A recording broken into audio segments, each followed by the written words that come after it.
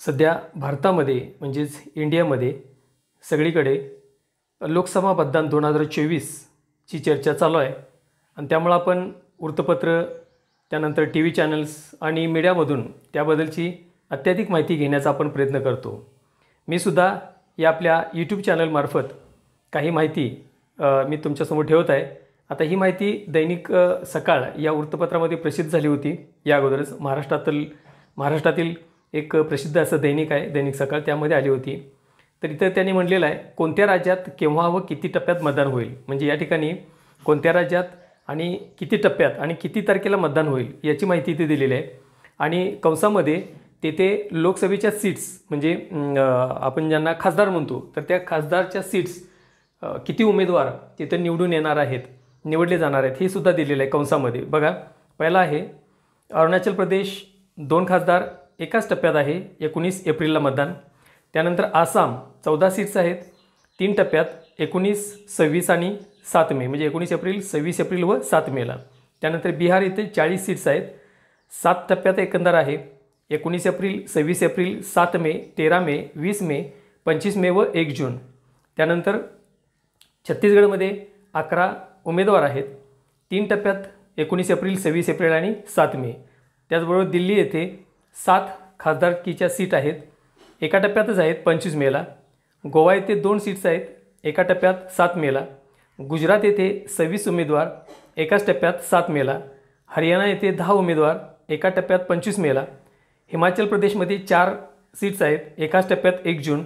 जम्मू काश्मीर येथे 5 उमेदवार आहेत, 5 टप्प्यात, 19 एप्रिल, 26 एप्रिल, 7 मे, 23 मे व 20 मे। त्यानंतर झारखंड येथे 14 उमेदवार आहेत, 4 टप्प्यात, 13 मे, 20 मे, 25 मे व 1 जून। कर्नाटकमध्ये 28 उमेदवार निवडले जाणार आहेत, 2 टप्पे, 26 एप्रिल व 7 मे। केरळ येथे 20 सीट्स आहेत, एका टप्प्यात 26 एप्रिल रोजी। मध्य प्रदेशमध्ये 29 उमेदवार निवडले जाणार आहेत, 4 टप्पे आहेत, 19 एप्रिल, 26 एप्रिल, 7 मे व 13 मे।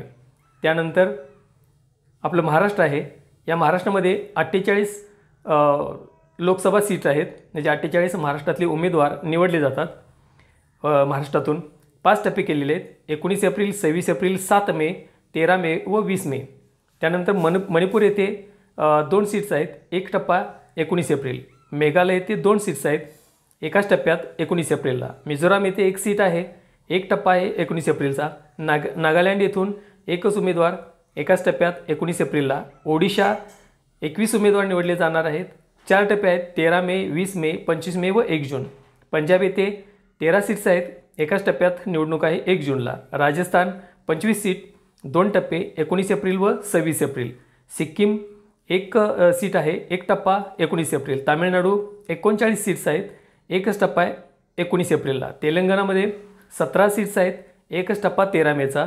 त्रिपुरा येथे 2 सीट्स आहेत, 2 टप्पे, 19 एप्रिल व 26 एप्रिल। उत्तराखंड येथून 5 उमेदवार निवडले जाणार आहेत, 1 टप्पा 19 एप्रिलचा। उत्तर प्रदेशामध्ये सगळ्यात जास्त 80 उमेदवार निवडले जातात उत्तर प्रदेशातून खासदार म्हणून, तर तेथे 7 टप्पे केलेले आहेत, 19 एप्रिल, 26 एप्रिल, 7 मे, 13 मे, 20 मे, 25 मे व 1 जून। तर पश्चिम बंगाल येथे 42 सीट्स आहेत, त्या ठिकाणी 7 टप्पे केलेले आहेत, 19 एप्रिल, 26 एप्रिल, 7 मे, 13 मे, 20 मे, 25 मे व 1 जून। तर ही माहिती आपल्याला तुमच्यासमोर मी ठेवलेली आहे। बघा, काही जणांना याचा उपयोग होऊ शकतो, जे UPSC MPSC अभ्यास करणारे विद्यार्थी असतात त्यांच्यासाठी असा सूक्ष्म अभ्यास गरजेचा असतो। तर त्यांनी याचा स्क्रीनशॉट जर काढून ठेवला आपल्याकडं तर बरं आहे, ठीक आहे, थँक्यू।